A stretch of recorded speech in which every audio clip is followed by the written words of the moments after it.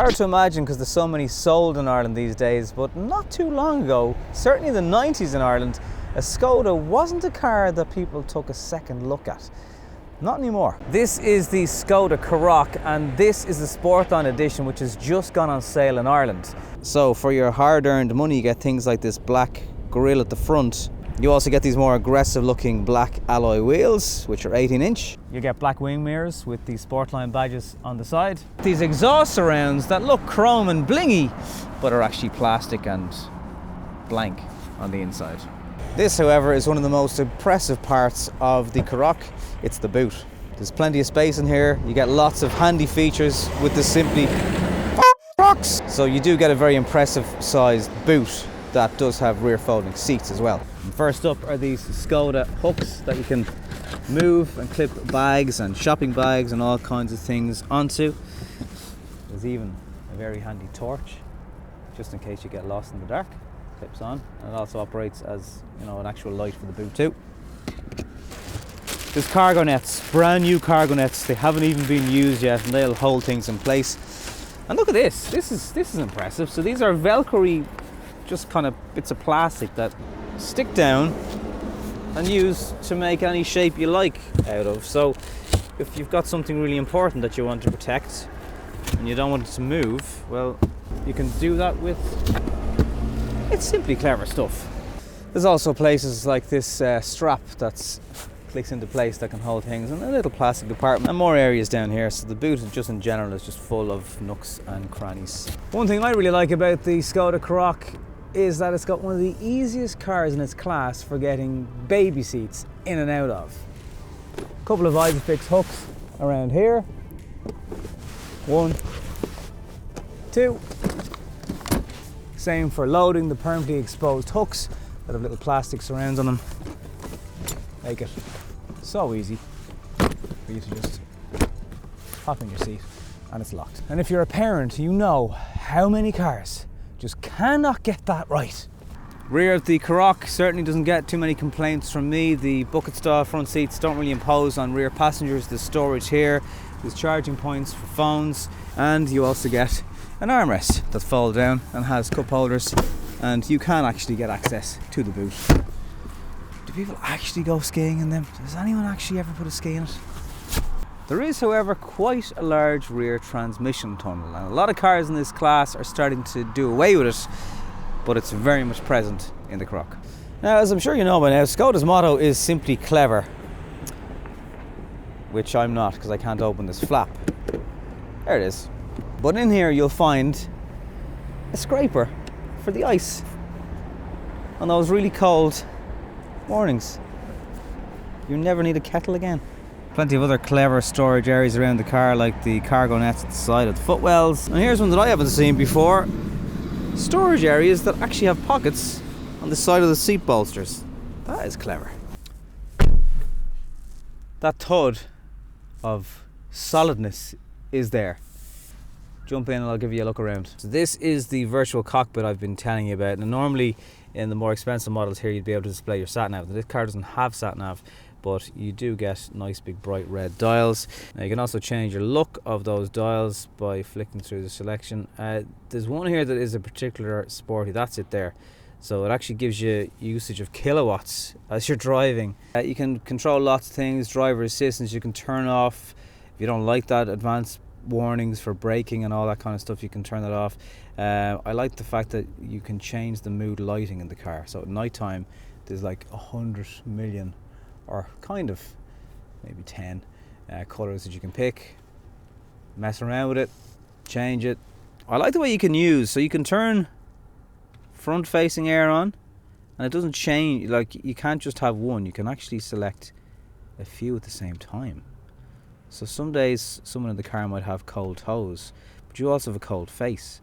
Well, you can have it all. You can literally have it all. Centre armrest here, which has got a leather feel to it, nicely stitched. That obviously lifts up.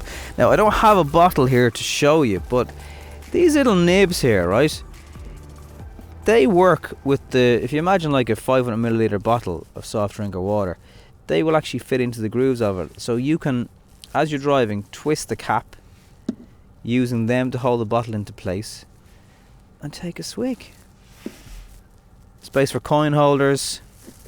That does actually lift out if you want even more space. That's your rear view of the car. It's pretty decent. However, you do get a reversing screen, and the quality of that's pretty good actually. The contrast is good. More storage, and like that's pretty deep. Hide your phone in there so you don't get distracted when driving. I think they could have been a bit more generous with the USB ports, particularly because, again, it's aimed at families. There's one Skoda. Come on! So this is the car that is technically the Yeti killer, because the Yeti ended and the Karoq was born. And a lot of people seem to have a love for the Yeti.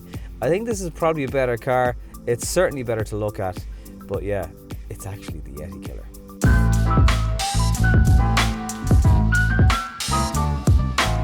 If you're not in need of a diesel, there are two different petrol options that are available with the Karoq.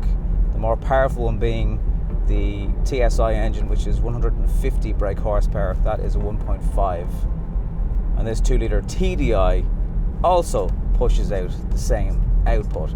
But the big difference, and I've driven the Skoda Kodiaq with this same engine, is this is a bit lighter, it's a bit smaller, it's a bit more agile on its toes or its tyres, and you do notice the extra sort of power to weight in it that is quite, quick. If you prefer an engine with less running costs, there is a 1-litre petrol as well. There's also a 1.6 diesel. Lots and lots of soft touches everywhere. You really have to go kind of diving down to get anything that's scratchy and hard. Steering wheel is really, really nice. White stitching around it, and it's perforated and it's chunky enough. It's not too big, not too small. So this car scored over 90% in the NCAP test. It gets a 5-star safety rating. Passengers extremely well protected in this car. Something that's definitely peace of mind if you're shopping in this segment for a car that's going to carry kids. So the Sportline 2-litre TDI, it does come with a price tag of €36,000, which is quite a lot. Like, you're scraping at the Kodiaq with less trim at that price. So it's going to be a tough one to call. If you want the styling of the Sportline and you don't need the extra 2 seats, you don't need the car that is the Kodiaq, because it is quite a big car for parking and stuff like that. Standard safety equipment also features the city collision avoidance. There's a more fancier way that Skoda call it, but basically if you're distracted and you're about to hit a car in front, the Karoq will slam on the brakes for you and avoid that crash.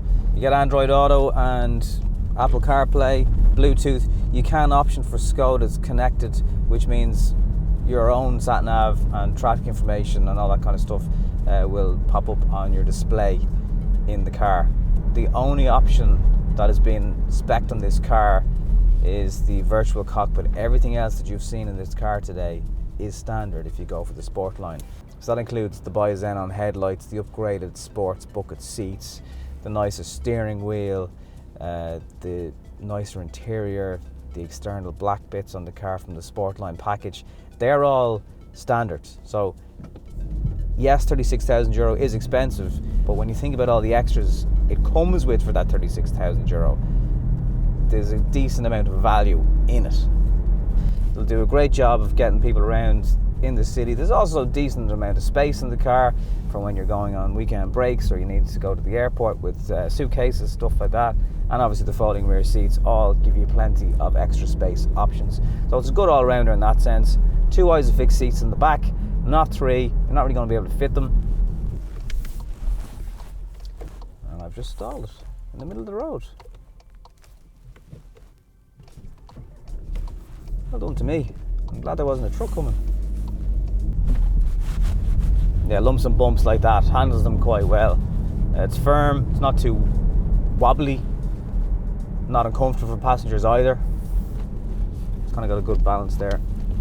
Again, these are characteristics of a car that don't really matter when Debbie wants to bring Fiacre and Donica to creche every morning, You'd be really helping me out and supporting the channel by hitting subscribe, giving this video a thumbs up if it's helped you answer some of the questions that you've had.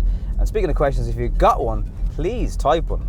I really like getting questions, getting comments, getting feedback from people on the videos and asking questions about the car. It only takes 2 seconds to reply, so I'm more than happy to do so. But please hit subscribe, and there's ways you can support the channel if you look down at the details on this video as well. But is it a bit too close to the price point of the Kodiaq when you get up to the Sportline trim? You've got to have to figure that one out for yourself and see how much value you put on the sort of aesthetics of the car. Catch you next time. Thanks for watching.